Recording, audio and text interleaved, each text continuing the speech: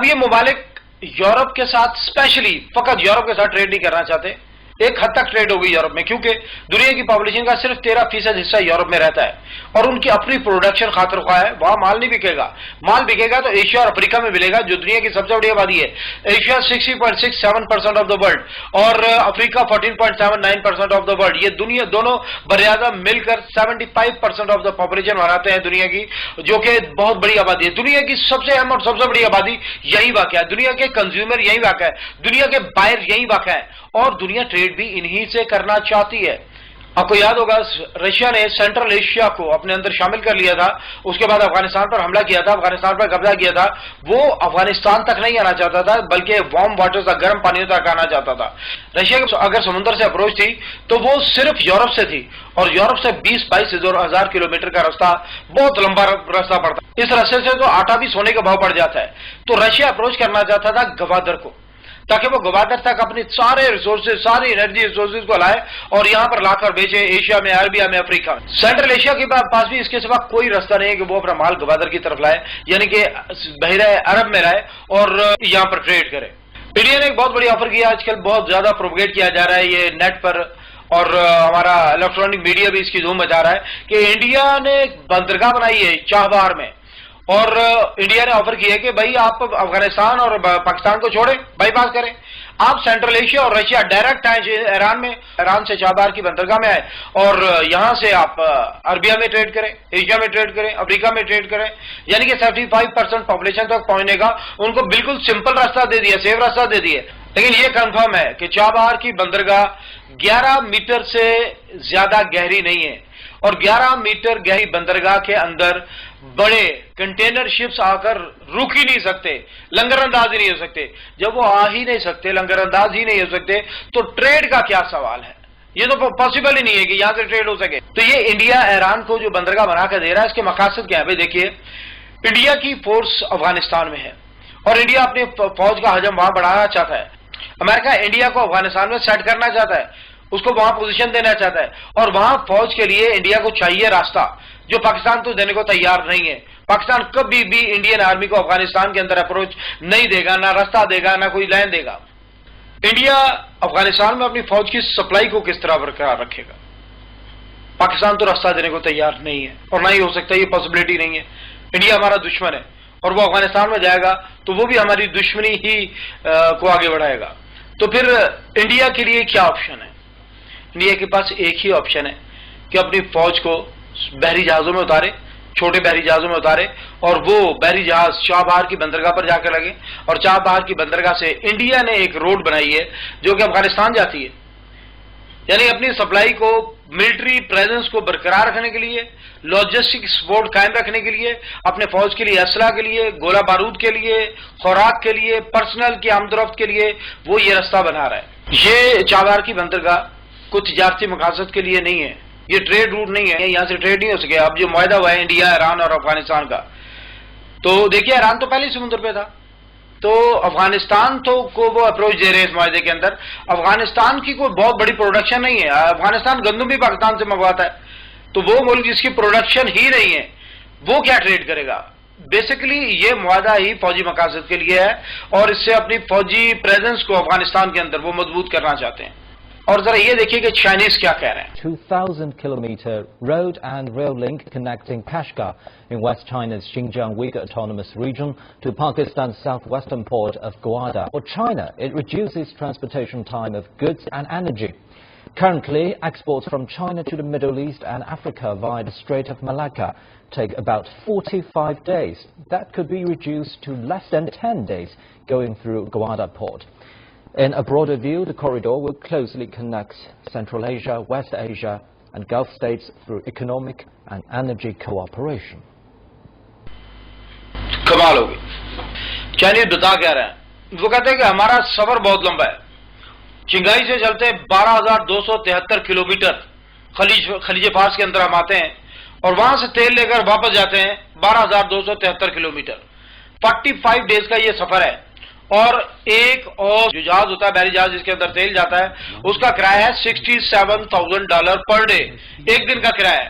اور 45 دن کا کرایہ اپروکسیمیٹلی 30 to 35 لاکھ بنتا ہے، 35 لاکھ کے قریب بنتا ہے کرایہ۔ یہ 35 لاکھ ڈالر ہیں، یعنی کہ یہ لاکھوں روپے نہیں، کروڑوں روپے نہیں، بلکہ اربوں روپے کی بات ہے۔ اور یہ ایک جہاز نہیں گزرتا یہاں سے۔ چائنا کی ڈیمانڈ ہے 600 بلین کیوبک فٹ گیس، جو کہ ایل پی جی کی صورت میں جاتی ہے، اور وہ گیس بھی اسی رستے بحری جہازوں کے اندر جاتی ہے۔ چائنا کی ڈیمانڈ میں نے آپ کو بتایا کہ 60 لاکھ بیرل تیل ہے، یہ دنیا کی سب سے بڑی ڈیمانڈ ہے، یہ بھی اسی رستے سے جاتی ہے۔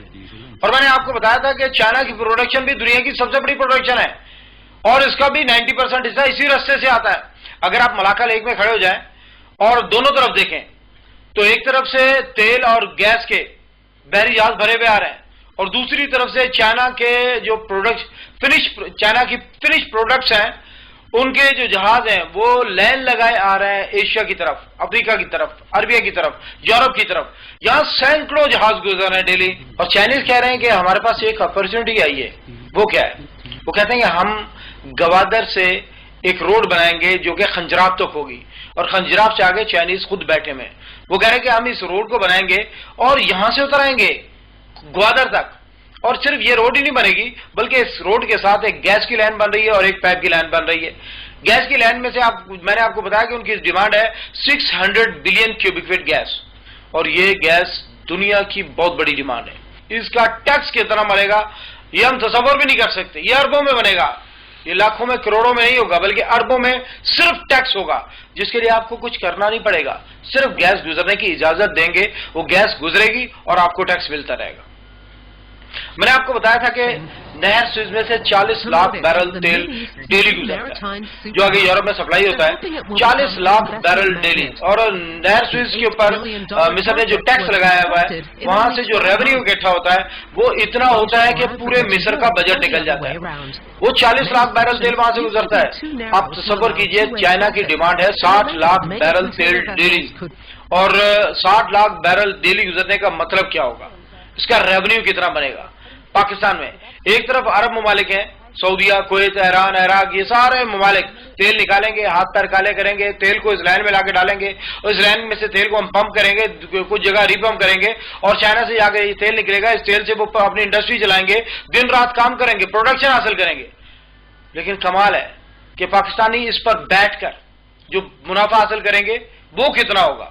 چائنا کو 60 لاکھ ڈالر ڈیلی بچے گا اس میں سے کرایہ قیمت میں، اور پاکستان کو جو ریونیو بچے گا وہ لاکھوں میں نہیں ہوگا، وہ ملینز میں نہیں ہوگا، بلکہ وہ ڈزنز آف بلینز میں ہوگا، جس کا تصور بھی ہمارا دشمن نہیں کر سکتا، وہ برداشت نہیں کر سکتے، وہ سوچ نہیں سکتے کہ پاکستانی سارے پاکستانی بیٹھے ہوں اور یہ صرف تیل کی لائن میں سے جو تیل گزرے اس میں سے ڈزنز آف بلینز، اربوں ڈالر اس کو ریونیو بچ جائے، اس کو ٹیکس بچ جائے۔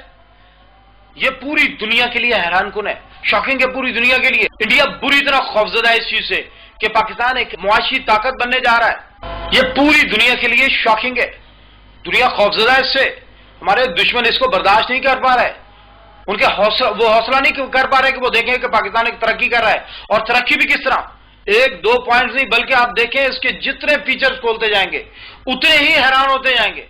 میں حیران ہوں اللہ کی قسم جس نے پاکستان کے لیے پہلی مرتبہ یہ لفظ استعمال کیا تھا نا کہ پاکستان اللہ کی نشانی ہے، سلام ہے اس شخص کو، واقعی پاکستان اللہ کی نشانی ہے۔ یہ اتنی بڑی اپرچونٹی ہمارے ہاتھ آئی ہے، یہ ہم تصور بھی نہیں کر سکتے، اور یہ یوں ہی نہیں ہمیں مل گئی، اللہ تعالیٰ ہر چیز دینے سے پہلے آزماتا ہے۔ جیسے میں نے آپ کو بتایا کہ تیل ارب ممالک نکالیں گے، پاکستان سے گزرے گا، صرف ہمیں اربوں ڈالر اس میں سے ریونیو مل جائے گا، اور چائنیز اس تیل کو استعمال کریں گے، انڈسٹری میں یوز کریں گے، پروڈکشن حاصل کریں گے، دن رات کام کریں گے وہ، اور جو مال پیدا کریں گے اس کو ڈبوں میں بند کریں گے، ڈبوں کو کنٹینروں میں بند کریں گے، اور کنٹینروں میں وہ مال پیک کرنے کے بعد وہ بندرگاہوں پر نہیں لے جائیں گے۔ 45 ڈیز کا سفر ہے، لاکھوں ڈالر کا کرایہ ہے، میں نے آپ کو بتایا۔ وہ کیا کریں گے؟